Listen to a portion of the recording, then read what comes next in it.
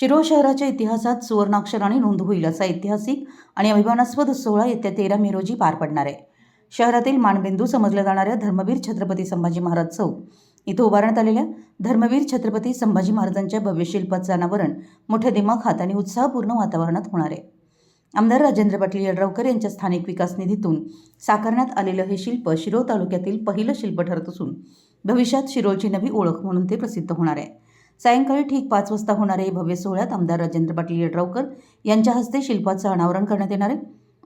यावेळी शहरातील प्रमुख नेते, पदाधिकारी, विविध सामाजिक संघटनांचे प्रतिनिधी, ज्येष्ठ नागरिक, तरुण मंडळांचे कार्यकर्ते तसेच हजारो शिवभक्त उपस्थित राहणार आहेत.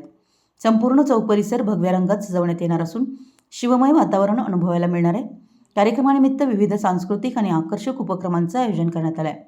मिरज येथील साई लाईटचा भव्य लाईट शो, आकर्षक आतषबाजी आणि पश्चिम महाराष्ट्रातील प्रसिद्ध जय भवानी लेझिम पथक नरसोबावाडी यांची मानवंदना तसेच प्रमुख आकर्षण ठरणार आहे. तसेच संतुबाई तालीम हेरवाड यांच्या वतीनं शिवकालीन मर्दानी खेळांचं थरारक सादरीकरण करण्यात येणार असून शंभो ऑडिओच्या आधुनिक ब्रँड साऊंड सिस्टीममुळे संपूर्ण वातावरण दणाणून जाणार आहे. याशिवाय 3 ते 14 वर्षे वयोगटातील मुलांसाठी शिवकालीन वेशभूषा स्पर्धा आयोजित करण्यात आली.